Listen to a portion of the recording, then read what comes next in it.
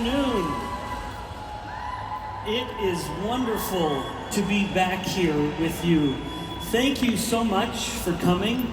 I am honored to be your guest professor for the next hour. And thank you for being my honorary students. It makes a professor very happy to have students to teach. But I want you to be good students and to take lots of notes so that you can go and become a teacher to someone else, okay? So be good students. What I am here to speak with you about today is the metabolic storm. You have heard Mr. Hughes talk about this already. This problem of poor metabolic health that is going over the entire world. In order to solve the problem, you must understand it. So let's talk about it. Worldwide, there is an epidemic of poor metabolic health. Over half of all adults around the world, over half of everyone you know, has some form of insulin resistance. It is the most common health disorder worldwide. Now, insulin resistance is a big problem, not only because of how common it is, but also because of what it causes. Where insulin resistance can become diabetes, which you've heard about already.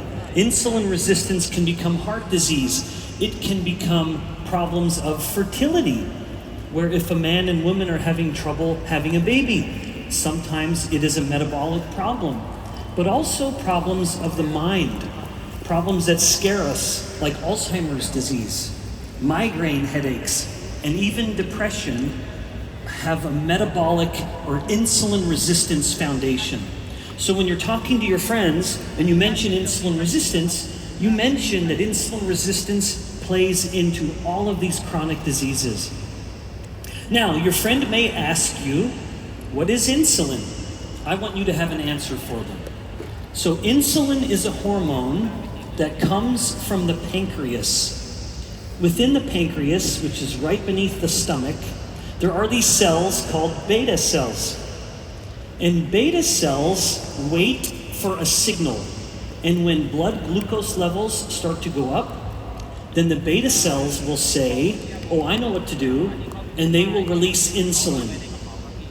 And when they release insulin, insulin goes through the body and knocks on the doors of cells like muscle cells or fat cells. And it will tell those cells to pull in the glucose. And now the blood glucose can come down. Now, this is insulin's most famous effect, but insulin actually does all kinds of things. It tells all kinds of cells to grow. It tells fat tissue to grow. It regulates our electrolytes in our bodies. Insulin does all kinds of things. Its most famous thing is that it will push down glucose.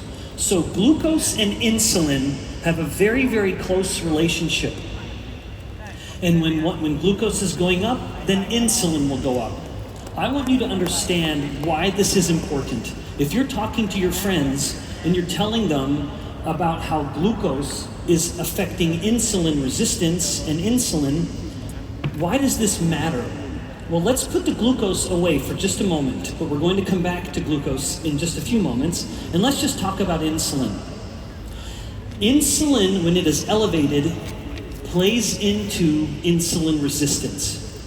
There is no such thing as insulin resistance and all of the problems that it causes if there isn't also elevated insulin. These two things always come together. Now, as I have given some talks for Unicity, which I always love, I have been interested to see how you are interested in the connection between insulin resistance and depression.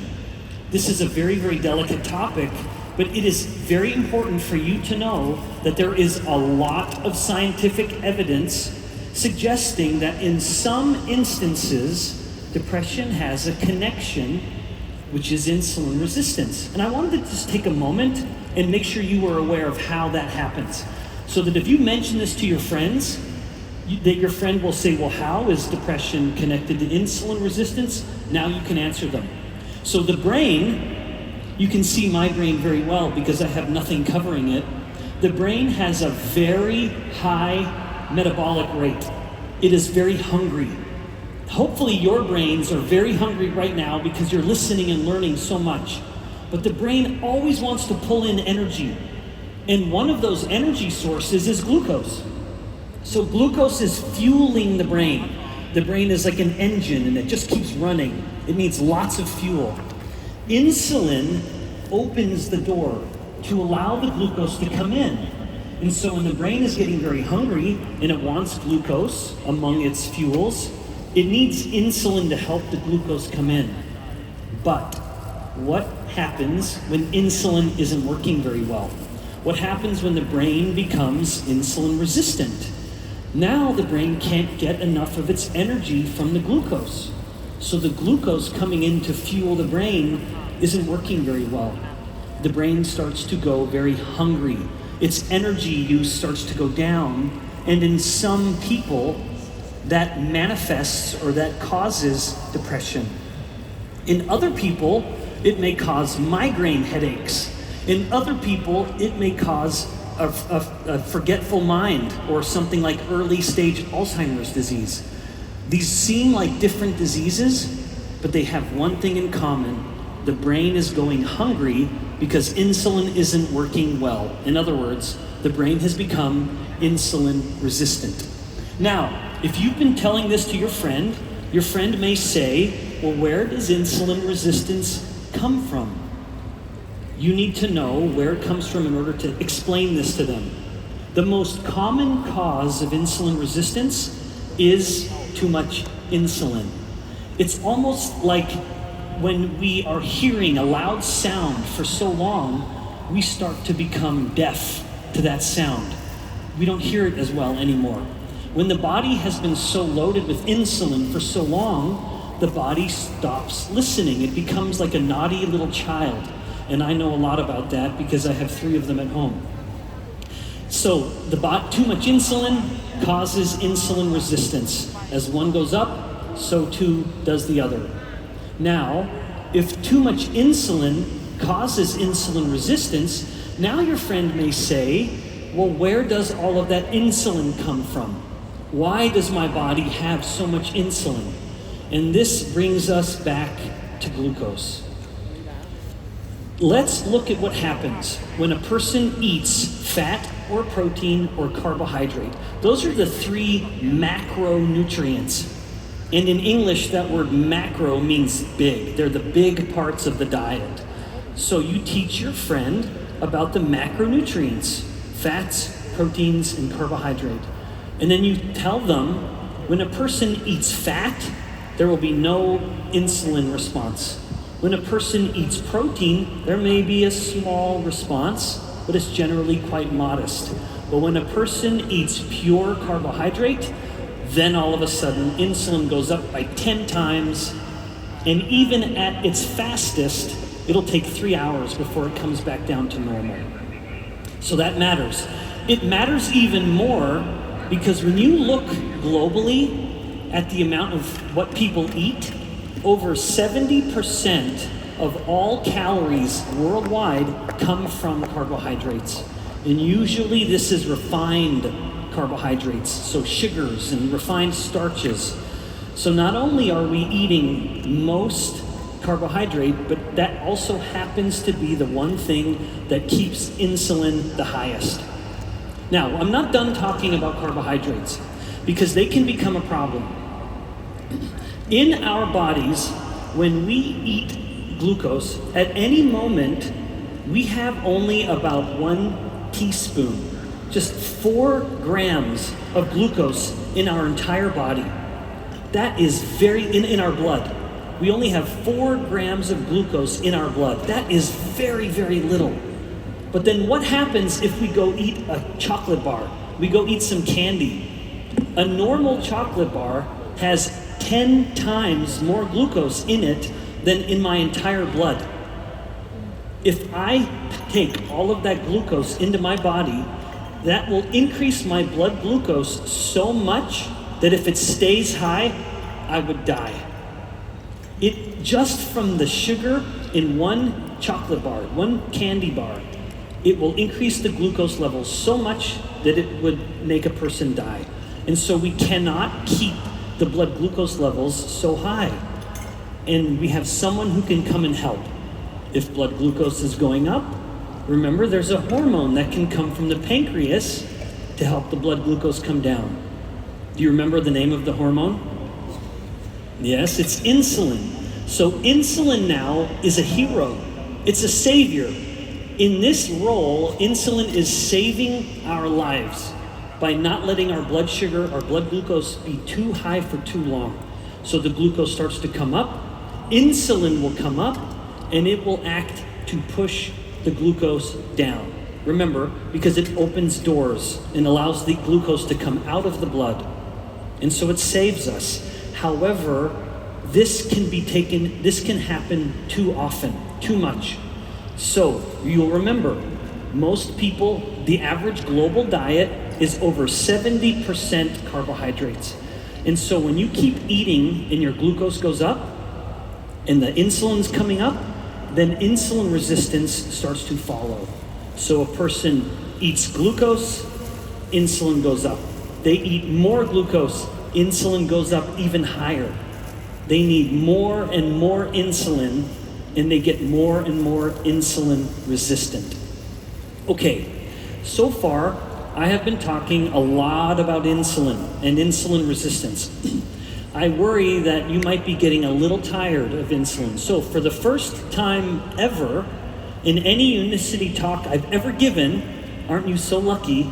For the first time ever, I want to talk about some of the specific effects of glucose. What I've been talking about so far is that glucose only matters because it pushes up insulin. But that's not entirely true. Not that I've been tricking you. That's all true and very important. But it's also important for you to understand another effect of too much glucose. Because yes, too much glucose causes too much insulin, which causes insulin resistance, but also glucose has this ability to be kind of sticky. When glucose is too high, it will start binding. It will stick to various molecules in the body, including proteins. And when glucose gets stuck to something like a protein, it starts to damage whatever it is stuck to. It messes up the shape. And now this thing, in this case, the protein was going to go through my blood and do something important. When glucose comes and binds on it and sticks onto it, now it can't. So when glucose binds, this is a process that is called glycation. This is a new word for some of you, but it's something I want you to remember so that when you go talk to your friends about the metabolic storm, I want you to be able to talk about insulin resistance. Now I also want you to talk about the problems of glycation. And glycation happens not only at proteins, it also can happen at fats, it can happen at DNA. Within the nucleus, I'm sorry translators, within the nucleus of the cells, the glycation can damage DNA and cause mutations. Now, you might be thinking, okay, Professor Bikman is being a little dramatic. Let me just help you understand how relevant this is. And never forget insulin resistance, but now we've added to the story. Because when the cells of the brain start to get too much glucose and they get glycated, they suffer. The heart can suffer. The kidneys can suffer. Even our bones can suffer. But when the brain experiences too much glycation, brain problems happen, including Alzheimer's disease. So there is substantial evidence to show that Alzheimer's disease is partly a consequence of too much glucose. And the glucose is getting stuck, it's getting sticky, and it is damaging the brain's ability to function. Now, what about the heart? When the heart muscle starts to get too much glucose binding to it, it directly damages the muscle, causing heart disease.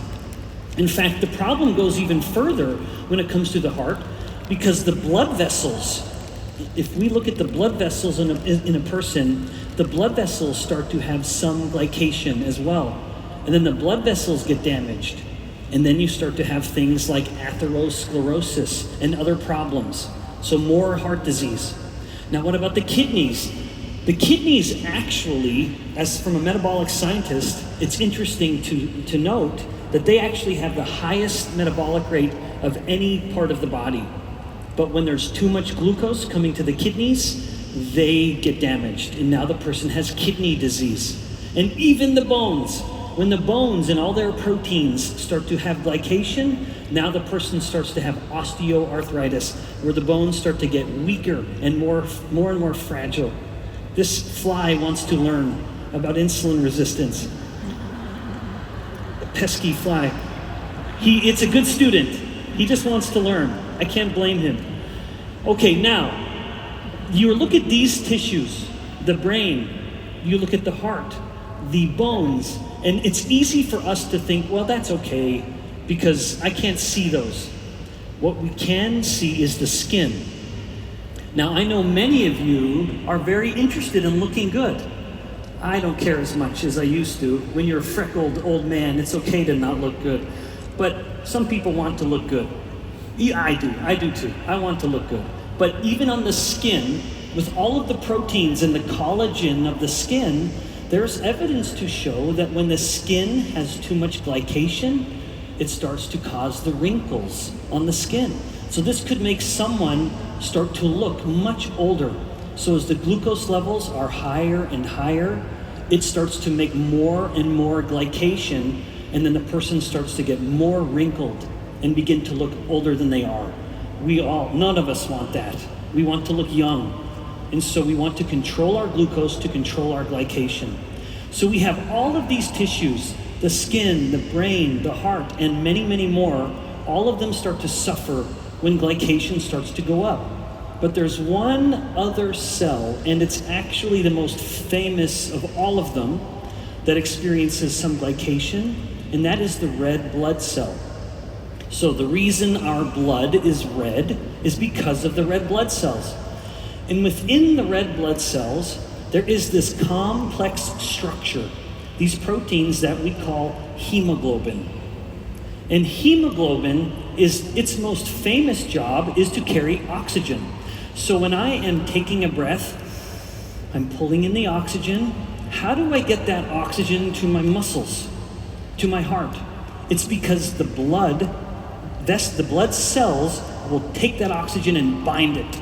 And it will carry the oxygen down to wherever I need it, down to my muscles, everywhere it needs to go. However, when the hemoglobin has had glycation, now it doesn't fit the oxygen very well. So now our red blood cells, whose most important job is to carry oxygen, they can't carry the oxygen as well as they used to. That is a big problem. This is something that is called hemoglobin A1C, or HbA1c. That is a percent or a number that reflects how much glycation do I have on my red blood cells. And that is a number that we can use to say, how much glycation do I have in my entire body? You cannot measure the glycation in your brain. You cannot measure the glycation in your heart, but you can measure the glycation in your red blood cells. Have some of you ever had your HbA1c measured? I bet you have. It's a very common measurement, and it's a good measurement of glycation. Now, I want you to pay attention to this, because here I have the blessing, I'm such a lucky professor, to speak to students from around the world. And so I wanted to understand, how do people around the world have different levels of HbA1c, or hemoglobin glycation? Now, before I mention that, I want to mention the numbers. So usually HbA1c is presented as a percent. How much of my red blood cells, what percent of my red blood cells has undergone glycation? And if you can see these cutoffs, a good range is considered anything from 4% up to the mid 5%. And then we go up higher to the mid 6s, and that is usually considered the cutoff. If someone has an HbA1c that is a 6.5% or higher, then we say they have type 2 diabetes. They have diabetes.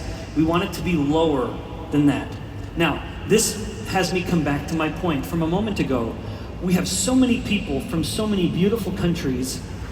How are different people affected by HbA1c? So I was able to find multiple studies that compared these distinct populations: Europeans, Latinos, Asians, African, and then Arabic populations. All compared to European populations, all the same. Imagine if we had these 5 people and they were all the same body size, same height, same weight.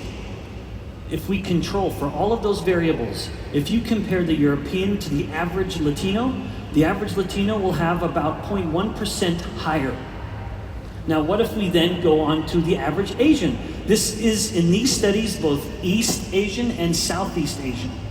Then it's almost a 1/4 point higher on average. And that's about the same in African populations as well. And then the highest Arabic populations, a full 0.5% higher, even when it's the same body type. These aren't people who are any chubbier, they're the same body, and yet the percent goes higher and higher and higher. So this is a very big problem. In fact, a very big problem, particularly here in Asia and Southeast Asia, because some populations, it seems that in a European population, they can have normal glucose, but they need more insulin to do it. In some Asian populations, they cannot make enough insulin. The beta cells cannot make enough insulin. And so the insulin actually stays too low. So in that person, it might not be so much a problem of insulin resistance, but a problem of very high glucose, because there's not enough insulin to help bring the glucose down. So that could be why there's more glycation in Asian populations. Now, one of the problems of glycation that brings us back to insulin resistance is that more glycation leads to more inflammation. And when inflammation goes up, now insulin resistance also happens. So once again, even with glycation, we come back to insulin resistance, but the glycation itself is a separate problem that I want you to know. As my students, as you go become teachers to someone else, you talk about these 2 problems. Now, so far, I hope you've been paying attention. I hope you are awake, unlike my norm through all of my lectures. Yes, thank you for being a little more exciting than they are. But you may be still thinking, as you are listening to Professor Bikman, I'm talking about the metabolic problem, about glucose and insulin. You may be wondering, how can I talk about this? One reason I've been presenting the questions is because I want you to anticipate the questions your friends may have. But also, I want your homework, as your professor, I'm assigning you some homework. I want you to go, when you leave here, call your friend or your family. I want you to teach them what you've learned. You're going to teach them about the metabolic storm. Too much insulin causing insulin resistance. Too much glucose causing glycation. These twin problems coming together and creating a storm. And then your friend is going to be a little scared. And they're going to say, well, what can I do to feel great? How can I stop these problems? And then you say, I have something that can help you. Now we get into the good news. As much as I've been lecturing you for several minutes, you may be thinking, boy, this is very depressing. I feel depression now. But here's the happy part, because this is a scary story. The metabolic problem is very scary, but it has a very happy ending. Okay, so too much insulin is contributing to insulin resistance. Too much glucose is contributing to glycation. Too much insulin and too much glucose are what's causing the problem.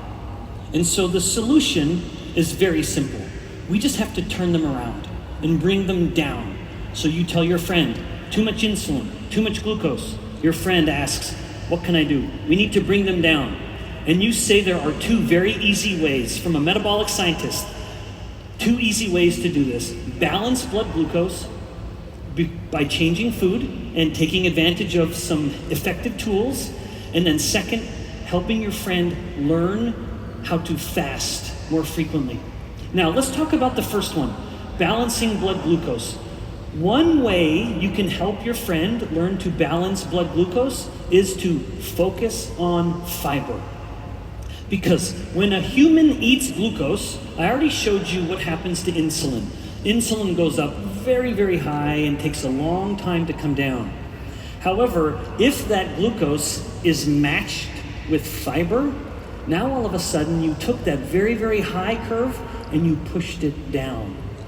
They still ate the same food, but by just matching that food with some glucose, with some good fiber, then they can bring the blood glucose down. Now your friend may say, well, that sounds wonderful, but I don't know how to get good fiber because not all fiber is the same.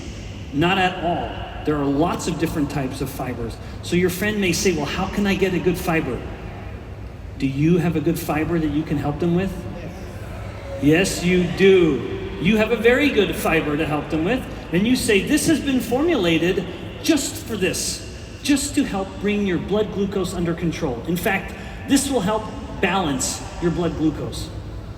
Now, your friend will say, okay, wonderful, thank you. Is there anything else I can do? One more effect is chlorogenic acid. You can teach your friend that there is this molecule in some plants, and this is a quote from a scientific study. This molecule has been shown to not only help bring down fasting levels of insulin and glucose, but also when someone eats glucose, it pushes down that glucose level, just like fiber does. So chlorogenic acids are acting in a similar way. Now your friend may have never even heard of chlorogenic acid, and they will say, well, how can I find some chlorogenic acid? Do you have a source, do you think? Yes. Yes, you do. You have a tool that you can help your friend with. And you can say, I have this product that has been designed called Unimate to be enriched with chlorogenic acid.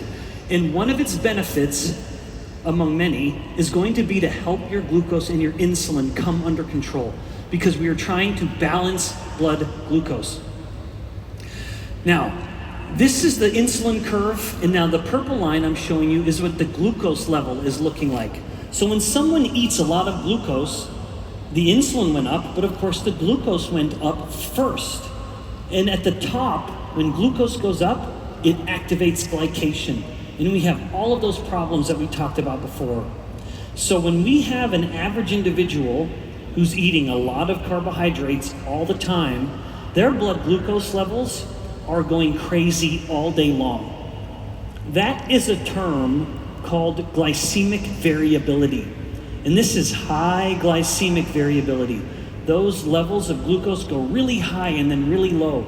The more a person has glucose levels that are going like that, the more risk they have of heart disease, of cancers, of Alzheimer's disease, depression, diabetes, and many more. So you are telling your friend, we cannot have glucose coming up and down all day long. We need to take these big spikes, and with a little bit of balance and a little Unimate, you can bring that under control. You can start to take the highs and the lows and start to press them down. Remember, this is not even changing the diet. You can balance blood glucose better by using these two tools to help your friend feel great. Okay, so that was all step one. That was the first part of this process. Balance blood glucose. Fiber in balance helps bring it down. The chlorogenic acid in Unimate also brings it down. They both work, and they work by two different mechanisms. So they work together very well. Now you tell your friend the benefit of fasting. Remember, globally, over 70% of all calories are coming from carbohydrates. That means that we have blood glucose levels that are going up all the time.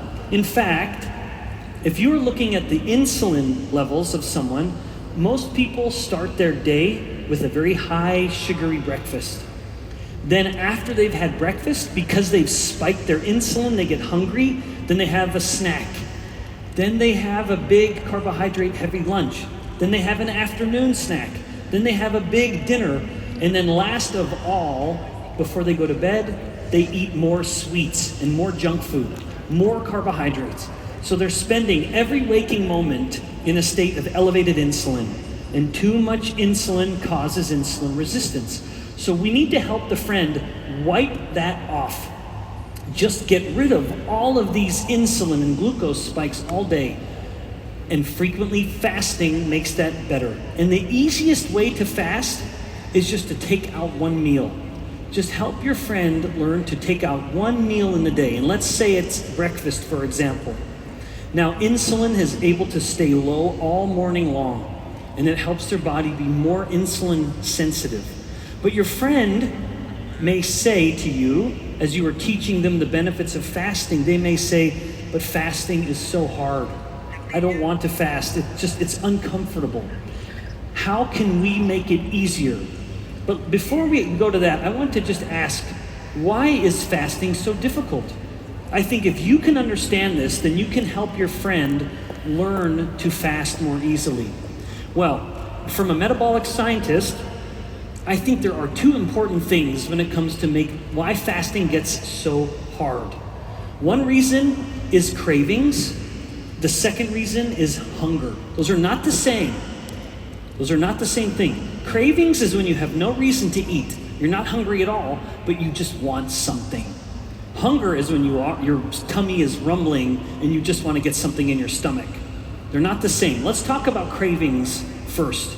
And what do humans crave? What are the foods that if we are sitting down on a Saturday night and we're going to watch a TV show or a movie, what is it that we want to go eat? Remember, there are the three macronutrients: fats, proteins, and carbs.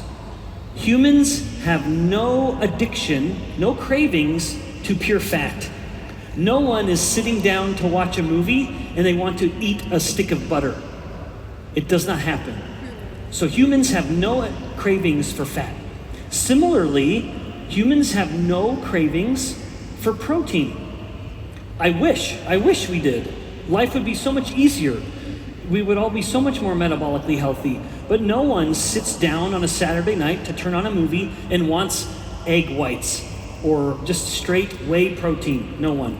The one macronutrient that humans have a craving or even an addiction for is carbohydrates. There is an entire body of literature, published evidence, showing that it's refined starches and especially sugar that we start to crave. That's what we want. When we sit down on a Saturday night and turn on a movie on the TV, it's something usually sweet and gooey, or it is salty and crunchy, and both of those are going to be based on carbohydrates. That's what we crave. Now, how can we help? If our mouths taste something that is bitter, it actually tricks our brain. And it tells our brain, hey, you don't crave that junk food actually. You don't need that junk food. So a bitter taste can turn down the sweet cravings. But how do we get the bitter taste? Where can some of these bitter tastes come from? If you know that bitter will help turn off the sweet cravings, how can we find something bitter? Well, there are two molecules that exist in nature that are known to be what's called bitter tastants. So when we taste them in our mouth, it activates these bitter taste receptors. They are molecules called theobromine and saponins. I bet you've heard of them before. And you're going to teach your friend about theobromine and saponins. And you're going to say, when your friend says, it's so hard for me to fast because I'm always craving candy or ice cream or something, you say you need to put something bitter in your mouth. And there are these things called theobromine and saponin that can help. And then your friend will say, well, I don't know what those are. Where can I get them? You have an answer. You say, you can get them from Unimate. I already gave you some. And when you're craving something sweet, take some of this. Put it in your mouth. Mix a drink and drink it. And swish it around your mouth. And it can help tell your brain, I don't need that sweetness. So that's one way you can help your friend learn to fast more frequently, by helping them learn to control their cravings. Now, separate from cravings, as I said earlier, is hunger. Hunger is very, very tricky. It's very hard to understand hunger. One way to understand hunger is to look at what happens to blood glucose levels. When blood glucose levels go very, very high, that's a problem because we have glycation and we have lots of insulin. But the problem isn't over because when blood glucose goes very high very quickly, it usually comes down very quickly and often it will go too low. When blood glucose has gone up and now gone very low, that's called rebound hypoglycemia. Sorry, translators. So there's this low point of glucose after the blood glucose has gone very, very high. And when blood glucose dips too low, it makes the brain get very worried. The brain gets upset because it thinks the body is starting to run out of energy, and so it triggers our hunger. So one way to help control hunger is to never let our blood glucose levels go very high. So here is something you can remember, and you teach this to your friend. Avoid the highs, and if you can prevent the low, you can prevent hunger. When someone eats a breakfast that spikes glucose very, very high, they shouldn't be hungry 2 hours later. They have plenty of energy, plenty of food. Why are they hungry? It's because their blood glucose went too high and now it went too low. So to prevent the lows, avoid the highs. Now, how can we do that? It's the same tools we talked about. For example, fiber. Fiber is a very, very good way to prevent the glucose from going up so high. And so you lower it down. Now the blood glucose levels won't go as high, and if they don't go as high, that means they will not drop as low. It will settle down more nicely, and it will help prevent hunger. Okay, now you tell your friend that balance can help prevent the highs to avoid the lows, and they can control hunger a little better. You're not done yet, because then you tell your friends, but do you know what, friend? When you take balance, not only do you control your blood sugar and prevent it from going low, but the fiber, when it comes into the stomach, into the intestines, it starts to make the bacteria in our intestines start to make short chain fats. So the bacteria are eating the fiber, which is very good for the bacteria. It's a very good food for the bacteria. The bacteria are eating the fiber and then turning it into short chain fats. Now, the short chain fats get into the blood, they go to the brain, and they tell the brain, we don't need to eat. We have lots of energy. So it's another way for balance to help tell the brain that the body is okay, that we don't need to be hungry. Now, let's come back to the bitter tastins. You'll recall a moment ago I talked about the bitter tastins, theobromine and saponins, and how they can help reduce cravings. But now we're talking about hunger. Did you know that you also have bitter taste receptors in your intestines? That you drink some Unimate and you taste the bitter in your mouth. But also, as it comes through your intestines can taste it as well. And when those bitter taste receptors are turned on in your intestines, it tells the brain, we don't need to eat. It reduces appetite. So this is one entirely new way to help your friend learn to control hunger. When they're learning how to fast, just a little bit, and the fasting gets a little uncomfortable, you now have these two tools to help them both control their cravings and control their hunger. And when they do this, then they can fast better. All right, now I'm not done talking about this hunger idea. One of the things that I love teaching the most at my university is a class all about hormones. Did you know that one of the most active hormone-producing tissues of the body is actually the intestines? It's not the thyroid, it's not the adrenal glands above the kidneys, it's the intestines. Our intestines are capable of producing dozens of hormones. About 50 or 60 hormones come from our guts. But the most famous, I bet you've heard of it, is called GLP-1. GLP-1 is a hormone that is released from the intestines. One of the reasons it's become so famous is because of what it does at our stomach and our brain. When GLP-1 comes to the stomach, when GLP-1 goes to the brain, it tells the brain that we don't need to eat. It makes the brain tell the body that we're full, that we have better satiety. We're not hungry. We're not as hungry as much. So the collective effect by going to the stomach and by going to the brain is telling the body we don't need to eat. Hunger goes down. In fact, this works so well that now we have drugs that are designed to act like GLP-1. Have you heard of the drugs Ozempic and Wegovy? I bet you have. In fact, I bet you know people, I bet you have friends, maybe even some of you are taking these drugs because they work. A person will have almost no appetite. They never want to eat, and so naturally they lose weight. However, that form of weight loss has some negative consequences. Here was a study that was published just a couple years ago, and they found that with weight loss, with these drugs, up to 40% of the weight these people were losing was coming from their lean mass. That means potentially for every 10 kilograms a person was losing, 4 kilograms was coming from tissues like their muscle and their bones. That is a lot, and only 6 kilograms was actually coming from their fat. So 40% of the weight loss on these drugs, depending on the people, could be coming from their lean mass, their fat-free mass. That is very, very difficult. We don't want to lose muscle and bone, especially as we get older. Now, it's interesting to see what happens when these people don't want to take the drug anymore. In fact, studies in Europe and in the United States finds that about 70% of people that are on these drugs stop taking them after they've been on it for 2 years. After 2 years, the patient doesn't want to take it anymore. It's not the doctor who makes them stop, it's the patient who stops taking it. They don't like feeling sick in their stomach anymore.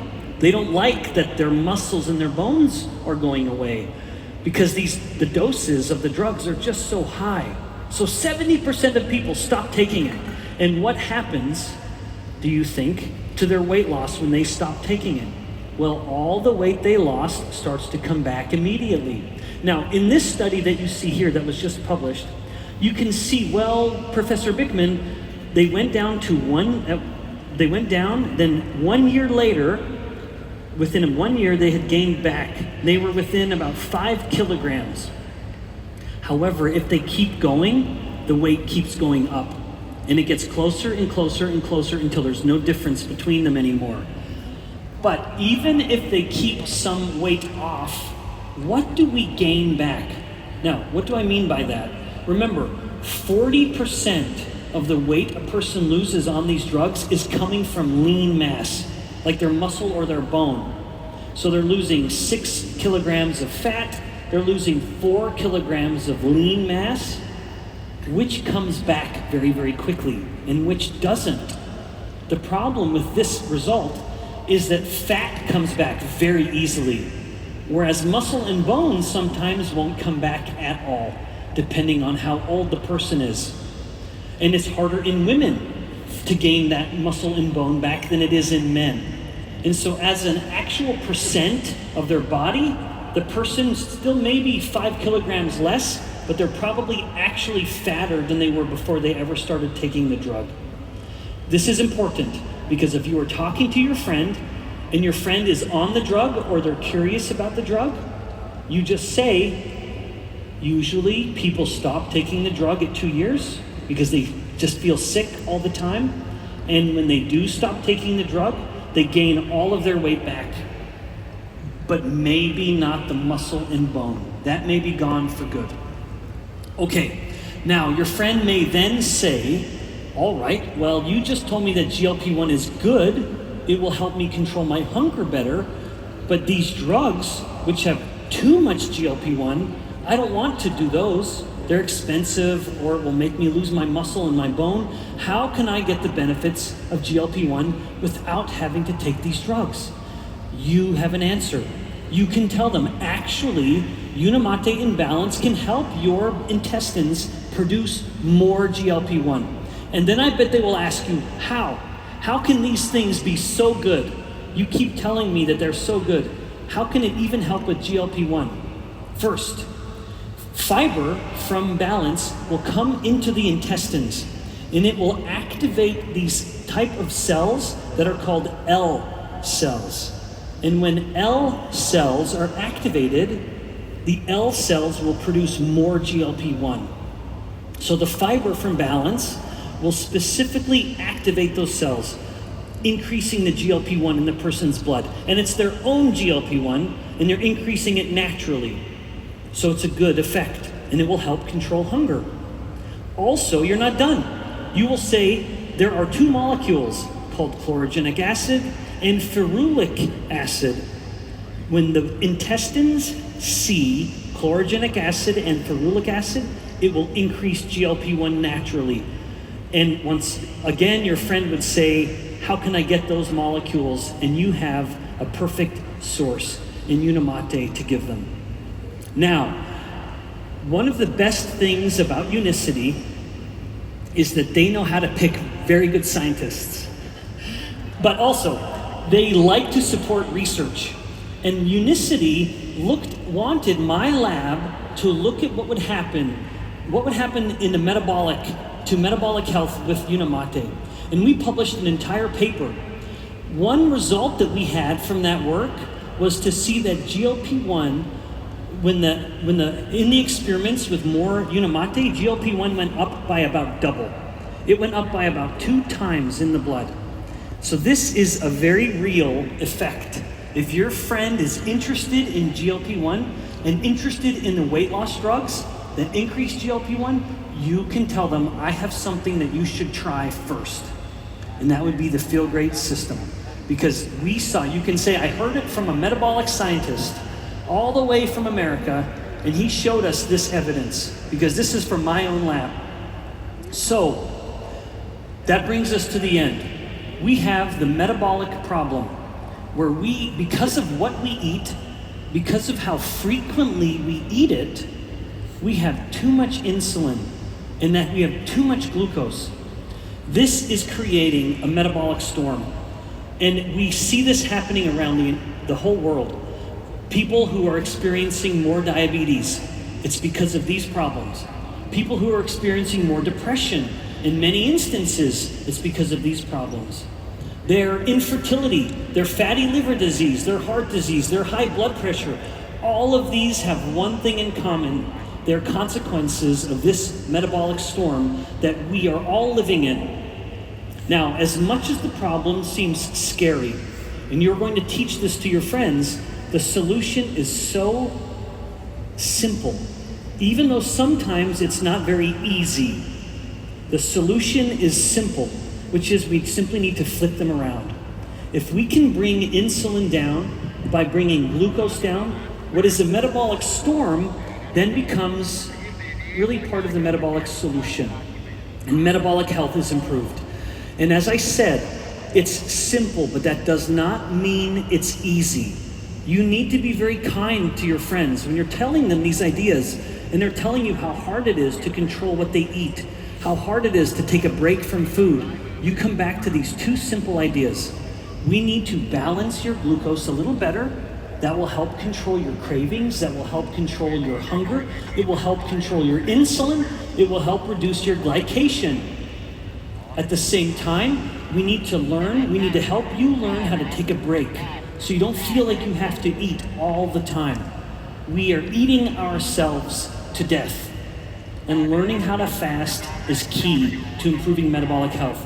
And they still may say, but it is so hard for me to balance my glucose. It is so hard for me to fast frequently.